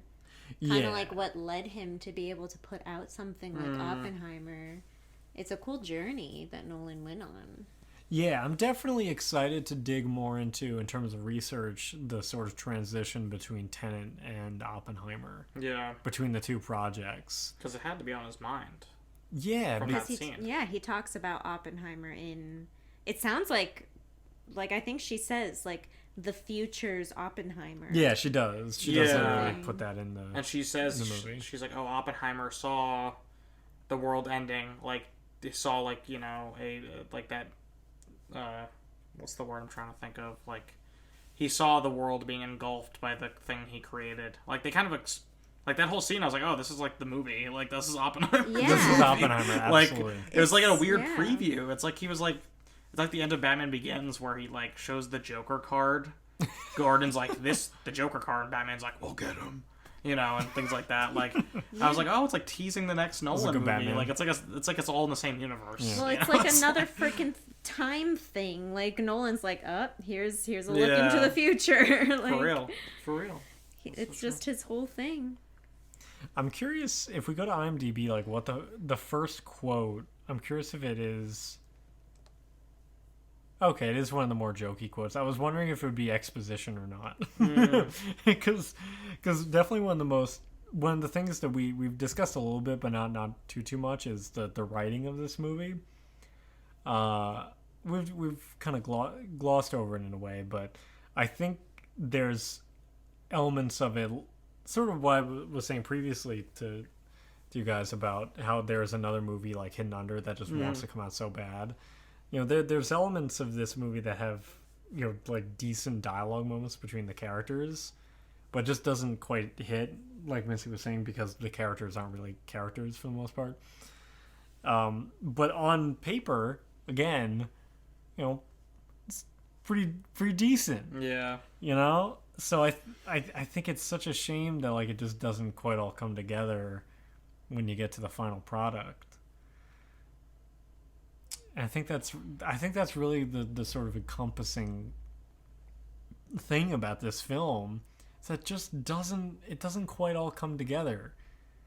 And maybe if Nolan actually watched some of the James Bond movies before he started writing the script, maybe it would have been different. That's another life lesson. Actually do some in-depth research and don't rely on your memory. True.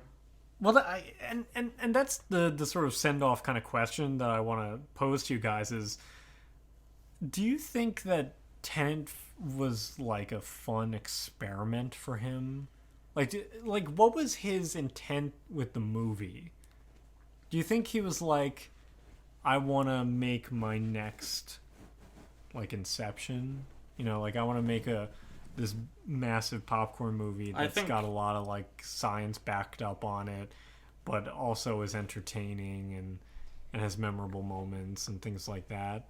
Or do you think he was just like, I've had 20 years worth of ideas for this movie and I want to vomit them all over the place? I would say and see what happens. That he was kind of testing his threshold. Like, he was doing a lot of really complex, complicated ideas.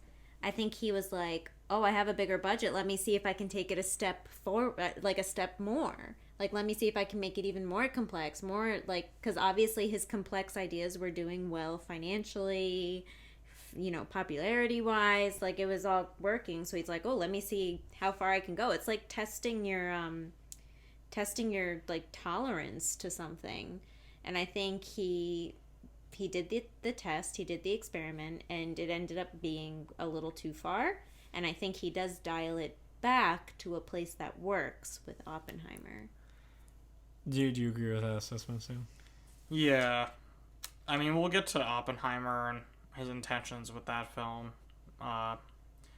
with our next pod, but... Because I do think they're different. Yeah. I think Tenet, it is, though, like that. I think he's just so excited about these things, and that's what the movie, I feel like I could describe that movie as, like you said, a fun little experiment. He's really excited about this concept of using this turnstile, and you can, because time travel is interesting, but I really do think this concept of time travel is very intriguing.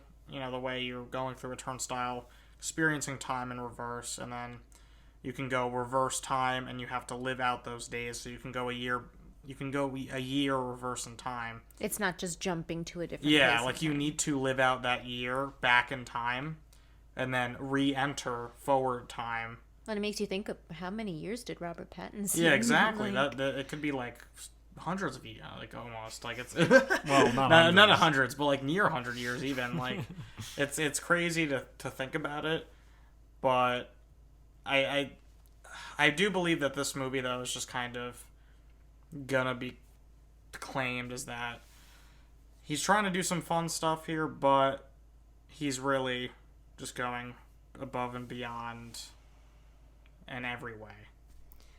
Yeah, and I definitely think it's a little bit of an Icarus situation. I'd be curious to know what his perception of the movie is in its totality. Let's call him in. Chris, are you there? I'm here. Chris, Chris, Do you think Christopher Nolan will be a guest on our pod? No. Do you? Yes, you will be 1 year from now.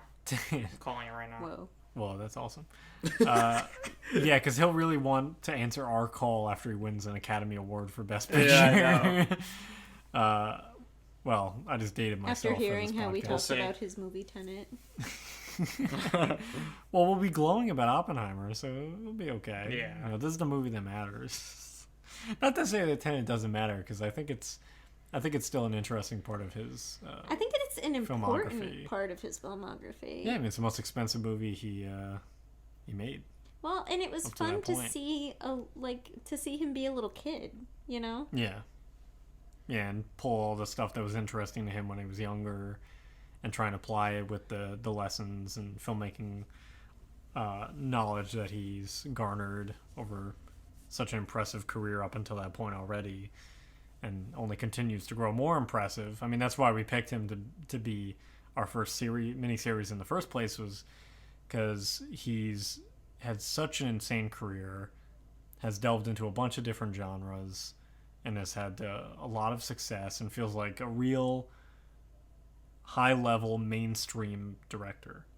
But I also, I'm glad that we talked about this movie. So, Sam, your pick was good with Tenet, because I think, if we were talking about, Prestige, Interstellar, and Oppenheimer, just those three, I don't think there would have been much discussion. I think Tenet kind of opens us up for a little bit more discussion about Nolan that we wouldn't have had if we were just talking about those three movies. Yeah, and it makes him more of a layered figure, I think. Yeah.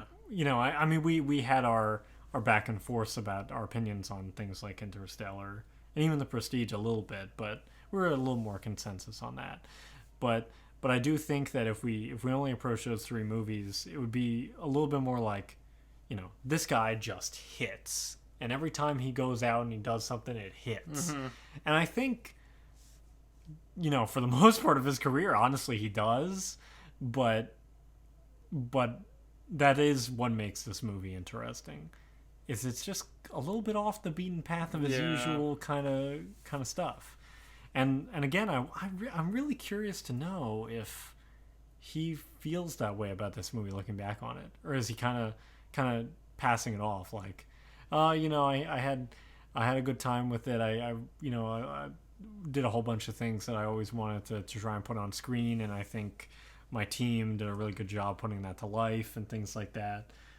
I could totally see him talking about this movie in a way where he just admires the work that his production design team did and the visual effects team did and things like that. I'm sure he's confident in his vision, right? Because he had a really complex idea, and I think it all makes sense in his head. I think this is just one of those times where it didn't translate or be executed as well as some of his other movies. And maybe, like you said, maybe that is, his brother is good at taking his ideas and writing it down. And maybe that's kind of, an interesting thing there. So I think, I hope Nolan is proud of his idea and his concept, because it is a cool idea and it is a cool concept. I just think, like Sam was saying, his version of time travel is awesome.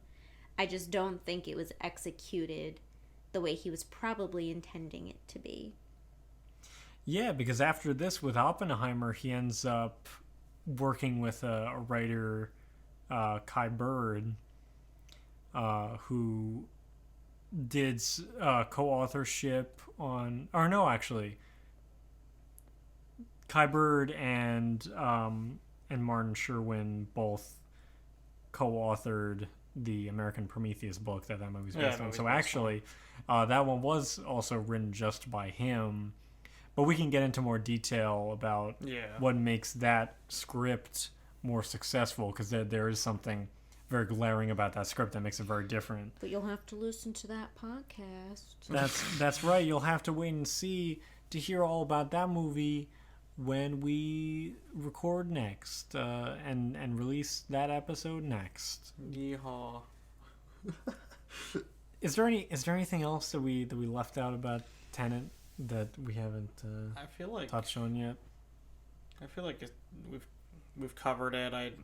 I I do think he's proud of this movie for the reasons you said, that the technical aspects they were able to pull off. You know, such a minimal usage of visual effects, and I think Nolan just has fun. He has fun making movies, and you can tell. Like, he's so into doing this, because he, like Missy said, you know, he is a kid, and I think he's like that, though, with all of his movies. And also, like Missy said, I think this was a case where the execution wasn't on par with the others. But I definitely think it's still worth watching, because Nolan, even at a lower end of his filmography, quality-wise, I'm like, that was still worth a watch, in my opinion. Am I going to go, you know, have an urge to rewatch Tenet anytime soon? Not really, just because there's other Nolan movies I would rewatch sooner, but it's still there, and I'm not upset that it's there. It's not like a stain on his filmography. It's just not as good. It's got a lot of issues, but I don't think Nolan even has made a bad movie as of now in 2023. So yeah, I haven't seen his first film, Following. Yeah, no, me neither. Or Insomnia, but I'm sure that they're not bad. Yeah, exactly. You know, I agree. I think he's got what is it, a low floor and a high ceiling? Is that it? Or I guess it would just be a high ceiling. We don't have to get the floor involved. It just makes things more confusing. The floor doesn't need to be harmed like this. But I guess that's very apt that I cap off this confusing episode with a confusing with the confusing allegory. It's the mush that our brains have become. Yeah. Thanks, Chris. We love you, Chris. We love you, Chris. But yeah. So that's our episode on Tenet. Thank you so much for sticking through this one with us and trying to make sense of whatever we had here with this unusual film, this interesting film. There's a lot going on here, for sure, and I think I agree. I think we did a good job covering our bases.